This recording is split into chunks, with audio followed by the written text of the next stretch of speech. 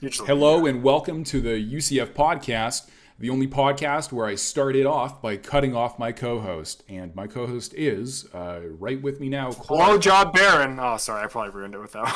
How's it going, folks? We're at it again. And we're not going to cut that out. Let's go. All right. Yeah, so let's start off with our first fight of the evening. We had Derrick Lewis versus Rodrigo Nascimento as our headliner. Tell us about it, Clark. I mean, Derrick Lewis, funny man, you know? That guy. Okay, like, first off, what a beautiful fucking knockout. Like, I mean, okay, Rodrigo Nascimento was looking pretty good in round one. Like, round one, when the knockout happened? Round three? Yeah, round three it happened, right? About a minute in. Round one and two, he's actually looking pretty solid. He does what I think everyone does when they have a guy like Derrick Lewis. They're trying to get him on the ground. They're trying to prevent that great stand-up game. And then it's just, I don't know, they stood up for a minute, and that's all it took. Derrick Lewis just kind of ate him. He crumbles to the ground. It was a great finisher for the night. I don't know. What do you think about it? Well, Derrick Lewis did a lot of the things that he needs to do to win a fight, and luckily his corner reminded him of what he needs to do. It's so weird that the guy with the most knockouts in UFC history forgets what he's good at most of the time. I've often said that you can count the number of jumping switch kicks that Derrick Lewis throws in a fight, and if that number ever goes past 4, he's not going to win. Derrick Lewis tried to wrestle. That's unheard of. That's a little worrying. That's kind of like, I don't know, cats and dogs getting along. It's not something you want to see in the world. But luckily, in between rounds, his coaches let him know, you knock people out. You should try to punch him in the head. That's how you'll win. And he was like, oh, fuck, that's right. Oh, my God. Yeah, fuck, dude.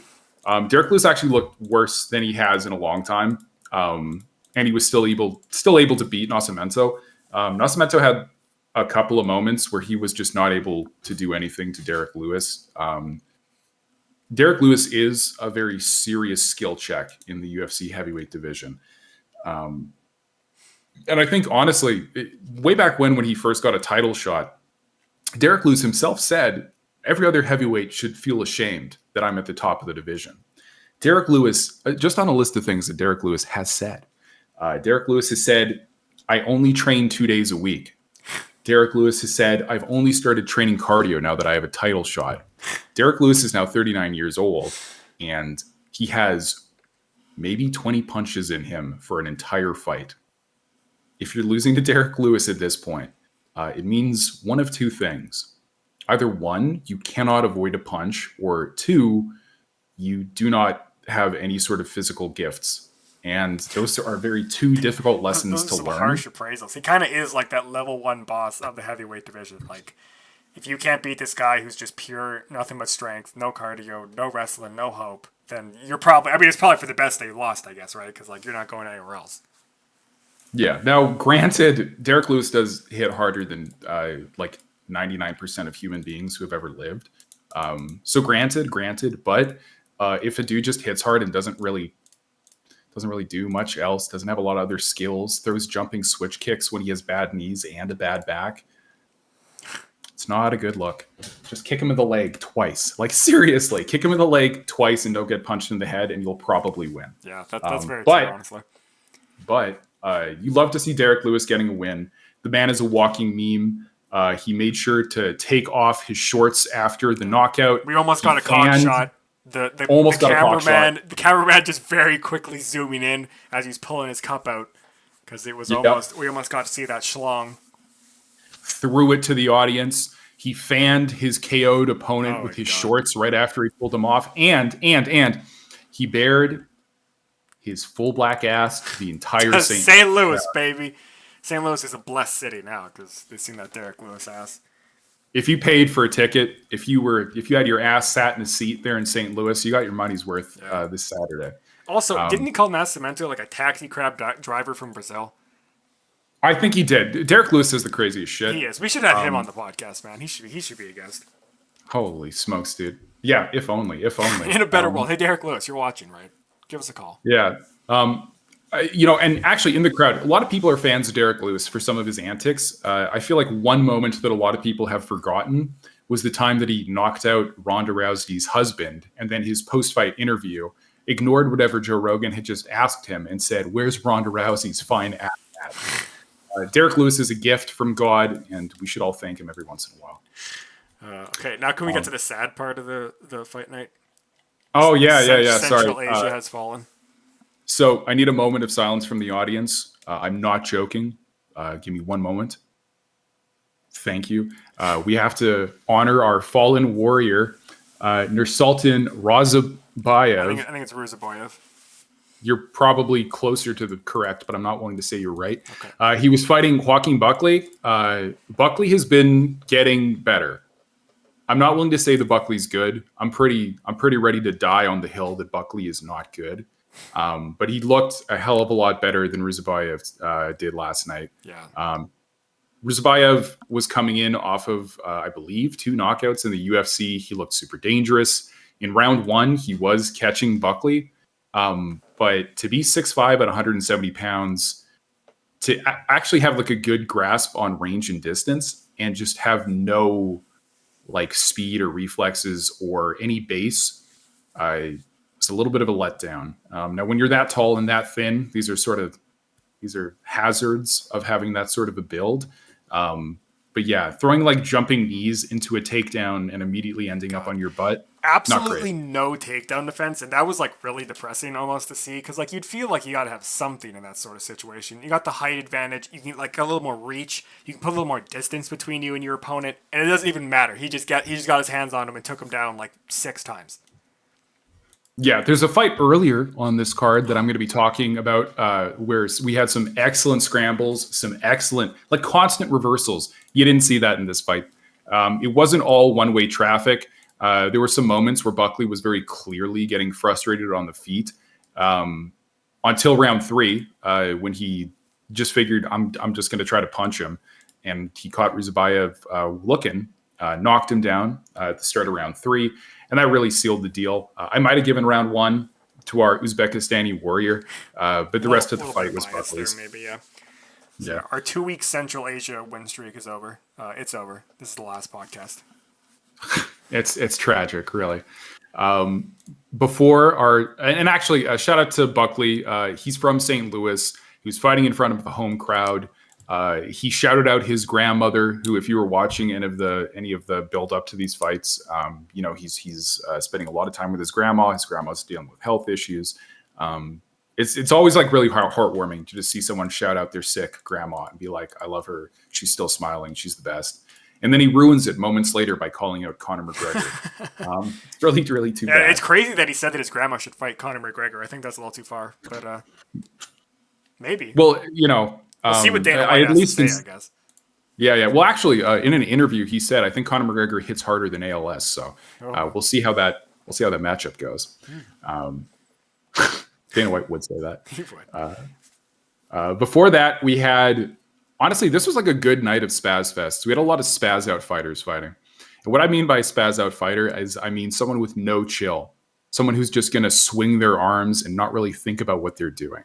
I often put Buckley into that category, and Alonzo Menafield is that category. His fight name is Atomic. He understands that his one chance is his power. He doesn't have footwork. If you watch, actually, what was beautiful about this fight is that when it was over, the replay that they showed, because this fight ended in a knockout, this was Carlos Ulberg versus Alonzo Menafield. The replay was the entire fight because it was the fastest KO in light heavyweight history. I was about to say, you've been talking about this fight longer than the fight happened. Like 12 seconds, dude. And oh my god, it was just so good. But wow, yeah, not much to say, I guess, in like a long-term sense, because there's 12 seconds to talk about. Oh, I have plenty I could say about this. Don't you worry. No, feel free. So, Menafield, as I was saying, spazzed out immediately, ran across the octagon, seemed surprised when he ran into the fence. Ulberg faded to the backed up, faded to the right. Menafield was surprised by the fence when he ran into it. I'm not even joking. Watch him throw a left punch into the cage. Go back and watch the sequence. He actually punches the cage. Happen? Yes, he's like tripping over himself, punches the cage, and he's like, whoa, turns around, and then Ulberg hits him with this left hook that sits him down. and Menifield's pretty much done from the get-go. But actually, he bull rushed him, not looking where he was punching, ran into the fence, and then had to figure out where he was just in time to get knocked out. I can't believe that Ulberg painted like a fake tunnel on the fence and then pretended to run into it, and then Menefield ran into it. That should have been called. The ref should have called that. Yeah, definitely a penalty there. You're not allowed to watch Looney Tunes ahead of time because that's watch performance Looney Tunes and get considered tips. Performance enhancing. I don't think that anyone could beat Bugs Bunny, honestly, in the UFC, to be completely clear. No, Elmer Fudd was way better than most of the competition today, and you're just not going to see someone like that. People are calling him out, and it's like, what are you even thinking, man? You're not going to get that belt. Yeah, and this is about as serious as this fight was as well, by the way. I mean, it was kind of just a goofy little, like, okay. We get to watch actually, commercials you know what? for a while. The commentary team, the UFC commentary team, were saying that they see a future champion in Ulberg. I don't see a future champion in Ulberg. Light heavyweight is pretty bad, but I don't think so. I mean, he's been doing good recently, right? I mean, he hasn't lost since 2022, as of last night. In 22, that was a KO loss, right? Or wait, no, he hasn't lost since 2021. Sorry, yeah, he did get KO'd in 2021. He actually had a guy hurt and was advancing with his hands down, and while he was punching the other guy in the face, he got knocked out off like a defensive jab. Yeah, but I mean, since then he's won. He's on, I think, 6 wins since then. Maybe he learned his lesson, dude. Together. Future champion. Well, yeah, he did learn to avoid the bull rush, which is a big thing at light heavyweight. So you never know. You never know, man. Before that, we had an actually good fight. The previous 3 fights were a little bit wild, with some wild results. Very fun to watch, but not a lot of skill on display. Diego Ferreira versus Martais Rebecki was a little bit different. Rebecki was the guy coming in who was supposed to win. He was the biggest favorite on the card. And if anyone here knows who Diego Ferreira is, you know that was a little bit of a miss. Like, the people in Vegas, I think, just don't know who old Brazilian fighters are. Yeah, you can definitely tell when you look at odds that whenever a person's older, they're just always not favored. And that seems to be like a decent pick a decent amount of the time, which is why they keep doing it. But in fights like this, you could tell like when that becomes a serious mistake to assume that the older fighter is always going to lose. Yeah, so Rebecki had 2 techniques. Well, I should say 2 styles of attack that he was using. He had very heavy boxing, and he had very heavy takedowns. And he didn't have follow-up for either of those. Diego had a rough round 1. I probably would have given round 1 to Rebecki. Yeah, I agree. And he immediately started to come back in round 2. And they were saying that apparently, the commentators are saying that was his game plan. That he because Rebecki's had first round finishes. He's good at that. And then in the long term, it just, he loses to steam, and he just got completely reversed on him. I mean, he pretty much got dominated past that. I think it was 123 strikes to 52 total. So that round 1 is where most of those strikes are coming from. And then rounds 2 and 3, I mean, there's almost nothing there. Yeah, so actually, rounds 2 and 3 are where, Rebecki starts to get his takedowns. And he starts to shoot because he starts to lose on the feet. Rebecki's one of these guys with like very short arms with a lot of power. So his head is always ahead of where his hands are when he's advancing. Now, if you're afraid of getting hit, it doesn't really matter where his head is because you're worried about him punching you. But if you're thinking about like a counter elbow or like hitting him at the end of your range where he can't hit you, him leading with his head is a great way to get smashed. And I'm going to make sure to throw it in the thumbnail for this episode. Rebecki did not look good after this fight. No. You can go look up the pictures of him in the hospital. Both of his eyes are swelled completely shut. He was fucking leaking. And something that is so effective. It is so effective and so underutilized. If you're on the bottom, if you're on your back in an MMA fight, your number 1 priority is to get off your back. Get off your fucking back. This is a bad spot to be. The judges haven't read the rules, and they're going to give it to the guy who's on top of you regardless of what's happening. So you have to get out.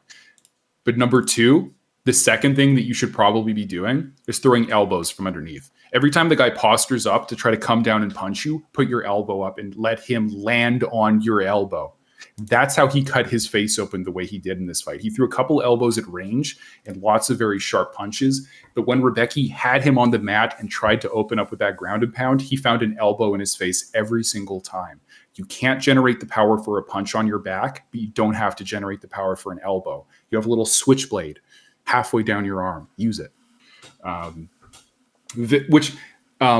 There's all sorts of crazy little techniques that Ferreira was using in this fight. I want to say that he hit like three reversals, three times he got off of his back with the power puncher on top of him.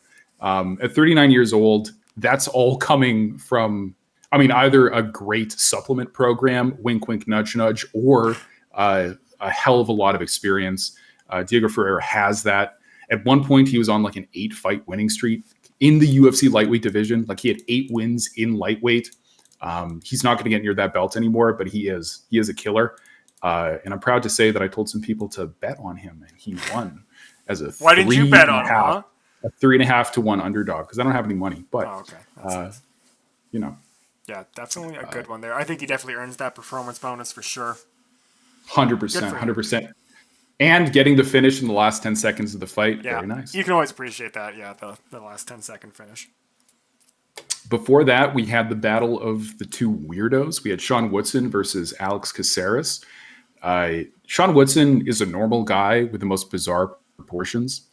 And Alex Caceres is a normal-looking guy, but just plain weird. If you watch these guys staring at each other across the cage, and Alex Caceres is just like smiling and looking completely unhinged on his side of the octagon. But then you watch Woodson move, and you're really not sure which one is crazier. Kind of a. I want to say this one was a little bit weird and a little bit boring. I was going to say, you were about to say boring, weren't you? Yeah, it was a little boring. A little bit. The cock shot was interesting by Caceres. He was pretty much the most perfect cock shot that I've seen, at least recently.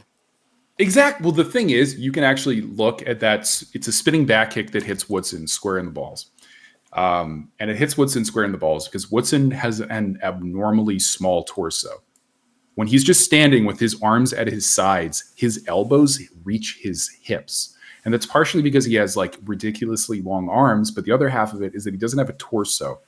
If he had a torso, Caceres would have kicked him square in the gut, but he doesn't have a torso.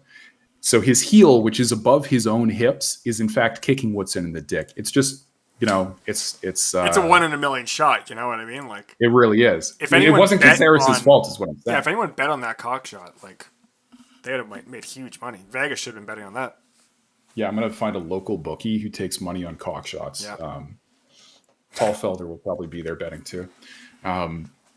Famously used to count them on every card that he was commentating. Oh, yeah. Yeah, I mean, they were pretty good. It just, I don't know, it wasn't a super exciting fight in general. Did go the distance, but I mean, I think the decision was quite correct. I definitely think that Woodson had the upper hand, but they were pretty close overall. I wouldn't say either side was definitely dominating. Absolutely. So Woodson is, making a lot of jokes about it, but he does have these freakish proportions, and people talk about these freakish proportions because having a height advantage is an advantage. Having a reach advantage is an advantage. And if your limbs are longer than someone of the same size would normally be, you're just going to give guys problems because they're not used to fighting someone with these sorts of weird proportions. So Woodson can kind of sit at range with his chin up, do all these kind of weird praying mantis motions to try to distract you, throw a couple of crisp strikes, and get out of the way of whatever sort of offering you give back to him. Caceres kind of like laid out the blueprint for how you beat Woodson. A lot of guys have already beat him too, but if you want to beat him on the feet and you're worried about that reach, just corral him to the cage and wind up. He doesn't seem to have the power coming back off of, let's say, a panicked counterpunch to actually keep you off of him. So I think I see Woodson getting KO'd up against the fence in his next couple of fights. IMO. Okay, I'm looking forward to it.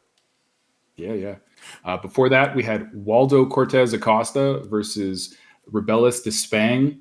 I've seen a lot of people saying Despang got exposed, and I would have to agree. This was just a clear case of this guy can punch very hard and very well. And so I'm going to make sure he does not punch me because we're on the ground the entire fight. I don't even know. Like at the very beginning of the fight, when a guy is fresh and he has that sort of like one punch KO power, that's when he's at his most dangerous. When he gets back to his feet and he's no longer taking like his anime power pose stance, you don't have to be as afraid anymore. Yeah. It's very funny when you start to see Cortez Acosta start to like stick his tongue out and like taunt the guy because he's realized that he's too tired to actually punch him back. Yeah, like no conditioning here. I think like conditioning a little bit was kind of the story of various fights in this one, but this one was probably one of the most serious. Like Despain, he was just done. It was. He's one punch man, and then the one punch didn't land, and he just kind of hung out for the rest of the fight. He just took a break, laid down and took a break. He was like, okay. It was so sad at one point during this fight. The commentary team was mentioning that Acosta was in a position where you could escape. Despain was attempting 0 escapes. He knew 0 escapes. He was taking a nap. His opponent's hips were not sitting on him. He was actually just holding him in place with like his quads and punching him, while the other guy just kind of like turned over on his side to avoid the punches.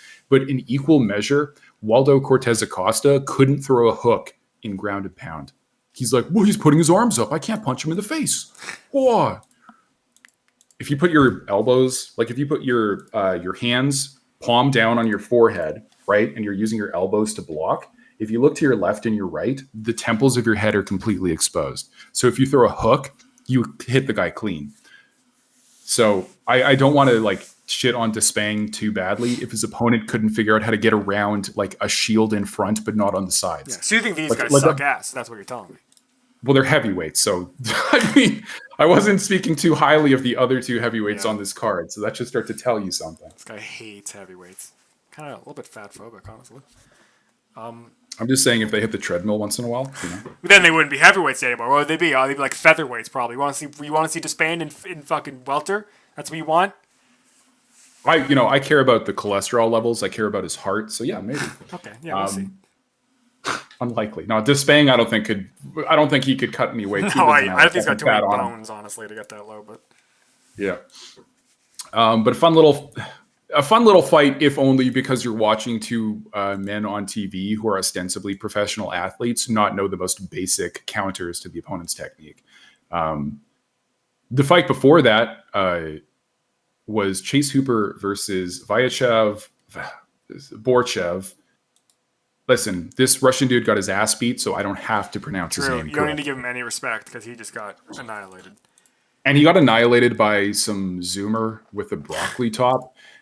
Both me and my other brother ahead of time were talking about how much we just hoped he would get his ass beat.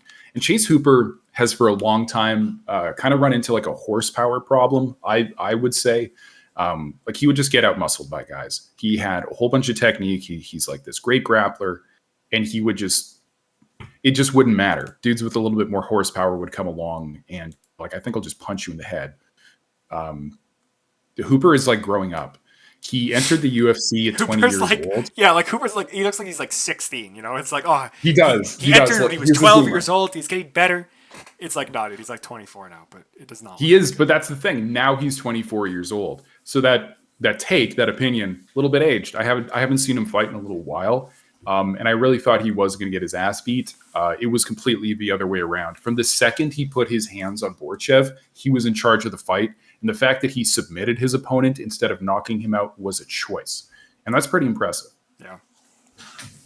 So our official stats are 1 knockdown, 1 takedown, 2 submission attempts, 1 successful submission, and 62 strikes. 2 Borchev's 2 landed significant strikes. Like actual punching bag level of a fight. Yeah, and actually, oh god, and it went to round 2. If you go to round 2 and you get 2 punches in, that's 1 punch around, dude. That's, you know, both those hit at 100% round accuracy. So like, I don't know, that's pretty good. He's only human, right? Like, what else can he ask for? Yeah, that's a rough one. I could ask for a lot more. I think, was this the fight where Borchev was contesting the tap? I think it was actually. Yeah, I think it was.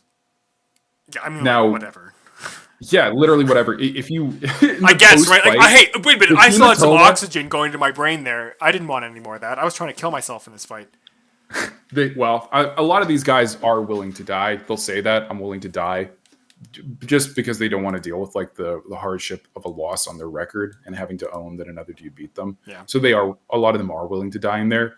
I mean, the issue is that Borchev just loses like every fight he's in. So I don't know if he cares that much anymore. He's I don't know. He's 3-4, I think, in the UFC. Yeah. He's probably. Oh God, I was gonna say he's probably getting cut, but he's probably gonna be a late replacement guy on the next Abu Dhabi card. So I Yeah. wouldn't. I wouldn't And then count him he'll out yet. actually die, and then he won't come back. Then he'll get CM punked, Yeah. where they take you out back and shoot you, and then a body double comes in. I mean, I don't even know if he will have survived this one. The hematoma that he had on his head was larger than a golf He ball. really was and gonna pop. that'd be a little bit too much blood even for the UFC. Yeah, UFC would have to cut the cameras on that one. But yeah, one-sided beatdown. Good job, Chase Hooper. You're making me respect the broccoli cut, and I hate you Zoomers. So good on you. Okay. Before that, we had Esteban Ribovics versus Terrence McKinney. Another one that did not last long. Beautiful head kick knockout going to Esteban. Terrence McKinney really ahead of this fight. I was telling one of the people that I was watching him with that Terrence McKinney either knocks out or gets knocked out. There's really no in between. He is a full out spaz out fighter with zero chin, enormous power, actually pretty good wrestling, zero chin. And it was a pretty nasty knockout. He didn't look good laid up against the fence there after the head He kick. was sleeping, man. Yep. Took a nap. Put a blanket on him, put a little cap on him. Yeah. I really don't have a lot more to say about this one. Again, this another one fight that, just didn't get going. Yeah, round one and ended pretty quick. I think it was just under 40 seconds. But hey, good kick. Gotta give it to him. It's a good kick. Hell of a good kick. You'll love to see it.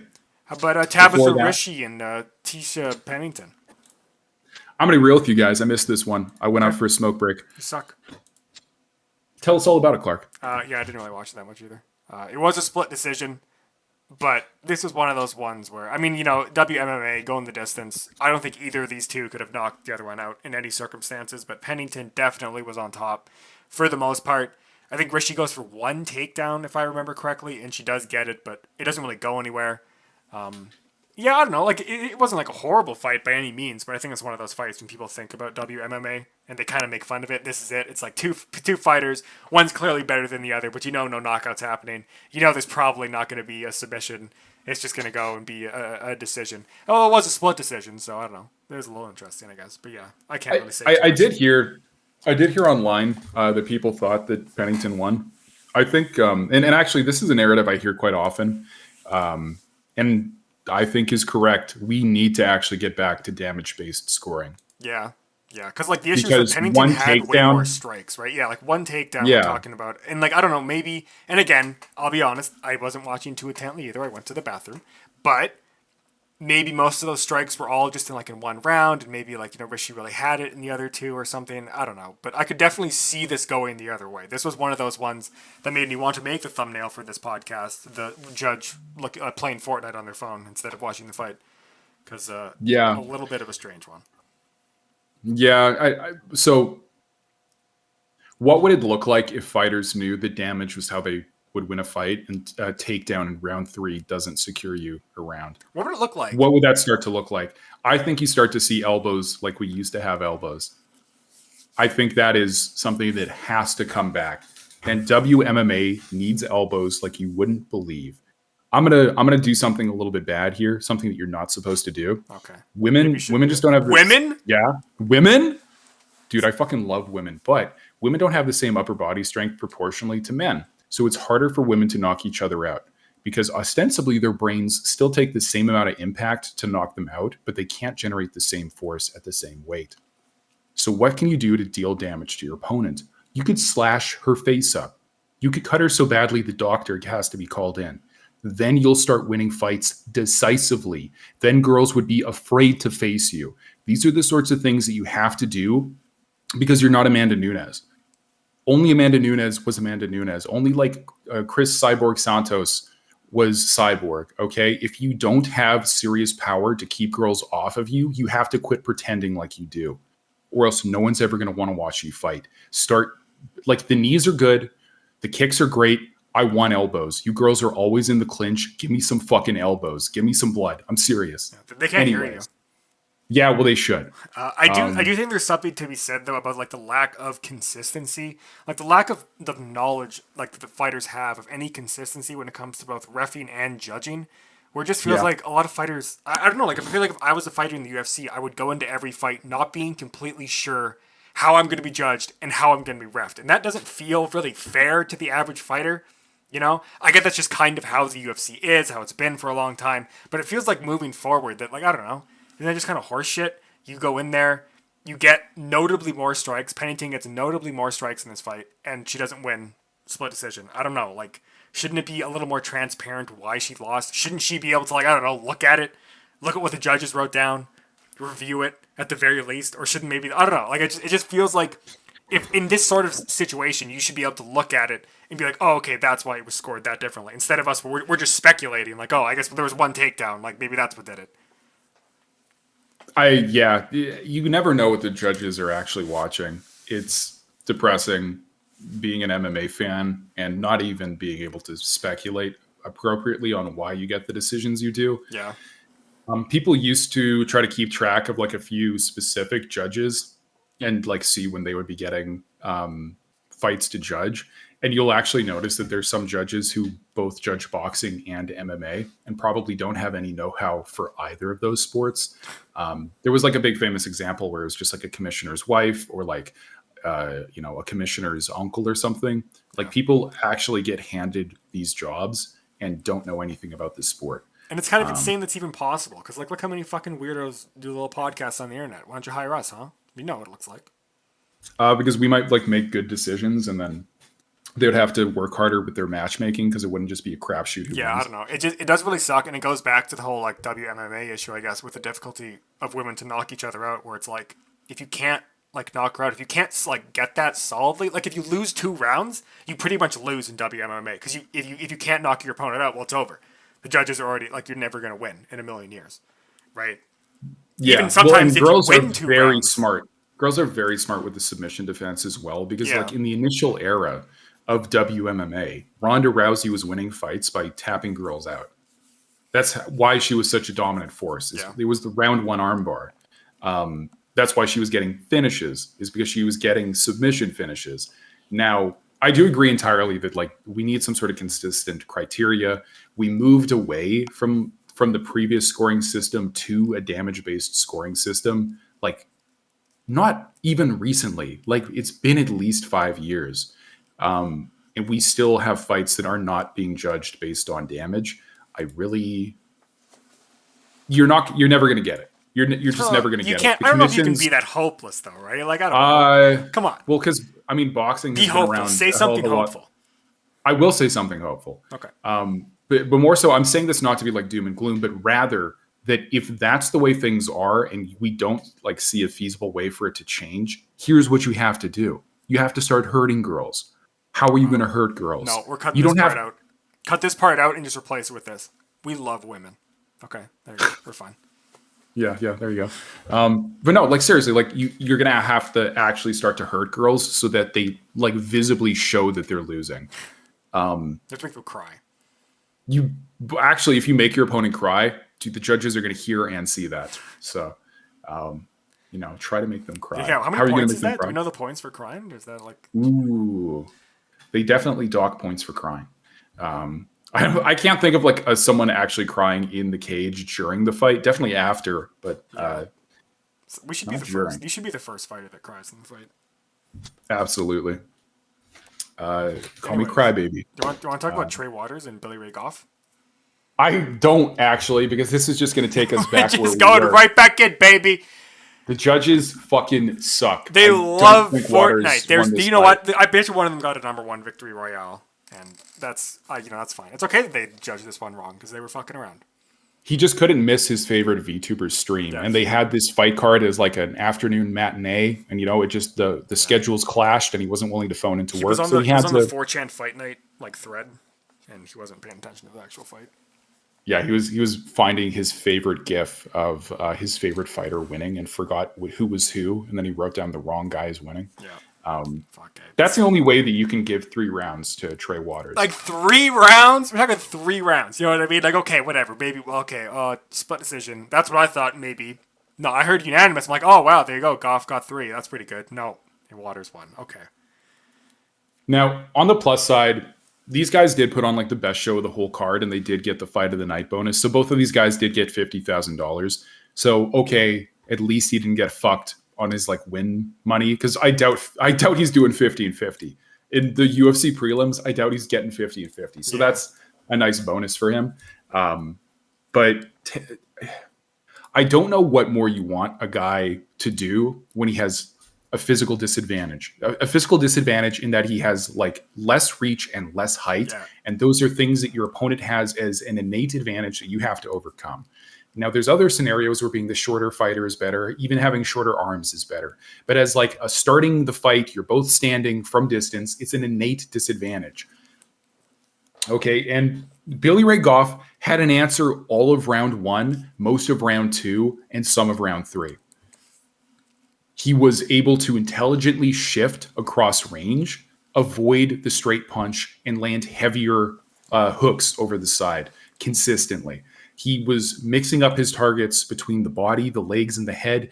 And I believe it was Waters probably looked a little bit better at the end of the fight than Goff did, but I just think it's because he cuts easier. The heavier punches were landed by Goff. There was a couple of submission attempts, like in a standing guillotine by Waters, but they didn't look tight, and it was just that was how he was defending a takedown. Yeah. It was not a legitimate submission threat. He definitely took round 3 and he was building, but I don't know. Like if this is where we're at with judging in the UFC, where you have something so clear, like you could not give Waters round 1. And pretty clearly, I thought that Joff round 2, sorry, and Waters took round 3. I'm not the only person who thought that. Lots of people online thought that. The other people I was watching with thought that. Clark thought that. Yeah. Why did 3 judges not see that? What did they see? I would love to know what they saw.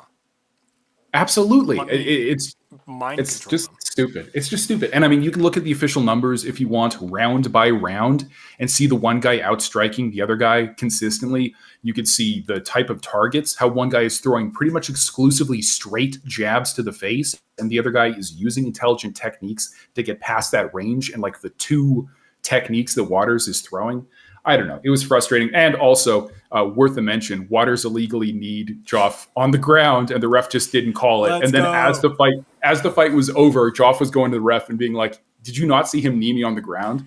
And you could actually go back and watch the clip and see the ref's eyes on the action as he gets kneed on the ground. It's just pathetic. It is just shocking. Like, I mean, we were talking about this too last week. You don't care. You think it's fine if knees on the ground. Like, in the sense that if the rule was changed, you'd be okay with it. If the rule was changed, but the thing is rather that than getting if the rule ain't changed, why are you letting it happen multiple weeks in a row? And we were talking about this before we started recording a bit, but what is going to happen the next time someone actually gets fucking called on a knee to a grounded opponent? People are going to flip their shit, and for good reason. What about the last 2 fucking times? Noah got called out the last 2 times, then all of a sudden now it matters? People aren't going to respect the rule. The audience is going to respect the rule. The fighters aren't going to respect the rule. No one's going to give a shit about the rule if the refs aren't going to call it. And then when they suddenly do call it, everyone's going to get mad as fuck for good reason. So I don't know. If you're not going to give a shit, if the refs aren't going to call it, then change the fucking rule, okay? Now, for the record, I completely advocate for kicking and kneeing grounded opponents. I think it's a great rule. You I think you should be allowed to do it. Knocked out opponents, even. Well, only sometimes. Only if the ref hasn't stopped you yet. Well, of course. But here's the problem. If you've both signed on a contract and agreed to the rules of the fight, and you start to throw fouls, you should be fucking punished for it, dude. That's how this works. People, I mentioned giving someone betting advice. How many people are actually going to lose fucking money because the referees and the judges don't understand the sport they're officiating? It's very frustrating. Yeah, and everything we say here is betting advice, just in case you're wondering. 100%. That's a joke. If you had bet on Diego Ferreira and you made money, that was on my advice. Yeah, and we actually take a cut of that, and you're gonna have to give us a call. But my PO box location is. Yeah, my fax number. Hold on, let me get it.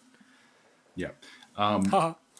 It's like both of these guys, this was a welterweight bout. I was freaking out about our Uzbekistani warrior in the co-main event. He was 6'5" at 170 pounds. I think Waters was also, he was like 6'3" or something ridiculous at 170 pounds. With that sort of an advantage, like just like that sort of like a frame, you know what I mean? if you put on weight in a way that your frame fits 170 pounds and you're not like weak, you're not getting bulldozed over by guys trying to take you down, that's a good look. So Waters, I do see him having some success going forward. He's just got a good win too, right? Like this win on his record is going to age well because Billy Ray Joff seems like he's good. I'm just going to say that. So I could see both of these guys going places in welterweight, and depending on how their careers go, you could see like a rematch that's ranked in their future. So yeah, that would be nice. Keep an eye on them. Before that, we had Charles Johnson versus Jake Hadley.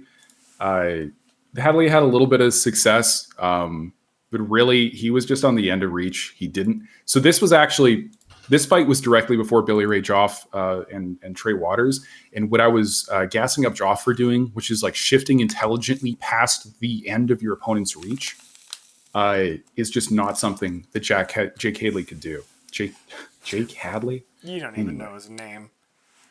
His opponent, Charles Johnson, had the reach advantage and was able to keep him on the end of that reach the entire time. Couldn't get near him, couldn't damage him. Yeah. And it's because as he stepped into range, he would get punched rather than trying to shift past his opponent's range.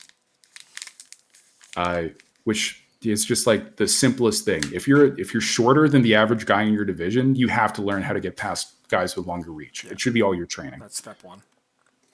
And I think I just wrote down for this one, yeah, unfortunately for Hadley, just being able to take punches and dodge is not enough to win, because that's kind of just what he did for most of this fight. He does get some stuff in, definitely. Like, it's not complete blowout, but he just did not even come close, I think, to actually winning any of these rounds. Nope, absolutely not. And our opener that we had, our Fight Pass early prelim. Why don't you talk about this, Francis? You love women. I will. You love women, dude. I love women. Veronica Hardy versus JJ Aldrich. The official stats, over 3 rounds, these girls together threw 60 punches that landed. Good for them. Great fight. I will say this, Veronica Hardy used to have a different last name, but she has married former UFC welterweight title challenger Dan Hardy. What was her last name before? Oh, I don't even remember. Oh, okay. If in case you're wondering, yes, that is Dan Hardy's wife. Okay. She got a win, so good for her. Why isn't she my wife, you know? Because you're going to have to fight Dan Hardy. All right. Dana, that's how it works. Set it up, Dana. Dana, calling him out. No, Dana fired Hardy from commentary. I don't think he'll set it up. Oh, that's too bad. Yeah, Hardy looked like pretty good. I think she definitely won the fight because I actually did watch this fight. She's won a performance bonus in the past, but I really wasn't seeing like that level of fight happening here. But I guess this is, I think, her 3rd win in a row, like recently. So I don't know. Maybe she's pretty good. Seemed like she was pretty good. Yeah, I mean, she is going to be a girl with, she's going to be a girl with like a wealth of tactical knowledge. I keep saying that she's married to Dan Hardy. Dan Hardy is like an analyst. He does like breakdowns of fights for a living. That's his profession, right. And he trains with his wife regularly. So she's going to have like a bunch of tricks. You know what I'm saying? I know what you're saying. Well, she's the active fighter and he's the commentator. So that might, those fights might be a little even. Plus, if she's on gear, holy shit. You seem to think that a lot of people are. Well, yeah, like most professional athletes are on gear. Okay, so now you're saying defamatory statements. We're going to have to cut this part. Yeah, I would have to learn how to edit to do that. Oh, okay. And speaking of which, thank you for listening to this week's Fight Night, baby. You like fights? When's our next one, Francis? When are we coming in here again? Ooh, hold on. Let's double check. Let's take a look here. Fight nights are cute. They ain't that good, though. They really are. Well, do you like fight nights? We got another fight night coming up next weekend. It's gonna be good. May 18th, it'll be Barboza versus Murphy.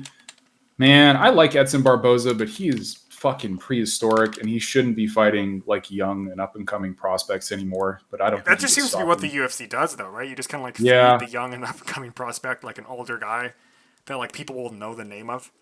So then they get knocked out, and then you go, "Oh, he beat what's his name." Yeah, no, you're exactly right. Remember, like 2016, when what's his name was like he was good.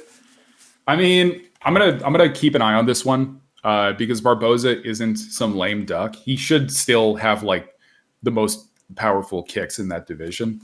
I just don't know that his reaction times will be there to apply those. But if he's ending up like a super duper underdog, I'm just saying, he is dangerous. It's possible. Oh, look, there's a guy we haven't unlocked yet in this fight night. Umar. Umar C. We don't know. Umar C. Yeah, you're have to throw that image up so people get the joke. I mean. Yeah. If you put this part in, I guess. You know what's so funny is I literally know which picture the UFC like silhouette fighter is from. Whenever they change it, I almost can figure out the picture it's from. This is actually Michael Bisping, I think. This is a Michael Bisping picture. That's kind of funny. Going down this card. Oh man, he's debuting. This whole fight this card might be a bit of a stinker for long stretches. I won't lie to you guys. We got Zimbabwe versus Kosovo. That's a rare pair of nations fighting each other. That one could be good. I'm looking at the bottom of this card and I'm seeing a lot of trouble, dude. Yeah. What but even like middleweight bouts, Abbas Magomedov versus Warley Alves. This fight's probably gonna suck.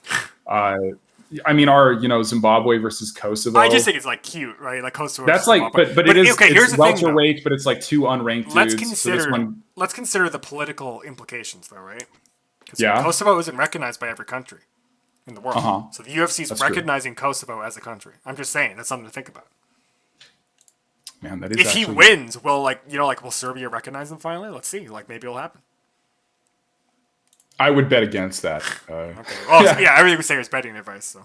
So. Adrian Yanez is fighting. Yanez is a prospect who has looked good at times and very limited at others. We'll see if he's still weak to leg kicks. But yeah. That's cute.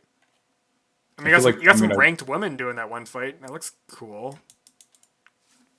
Remember you said you loved women? Oh, you know what? I do actually like Angela Hill. Yeah. Angela Hill is just...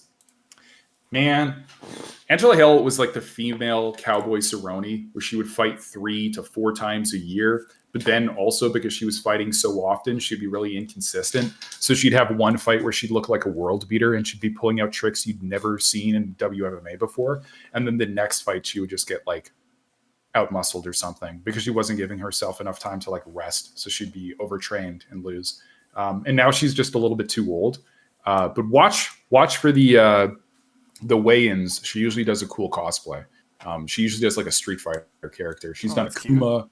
She's done She's done like a bunch of cool ones actually. Nice. So that's pretty sick. Yeah. But yeah. Okay. Thank you for listening. Look forward to that, podcast. Listeners. We'll catch you next time on UCF. We love women.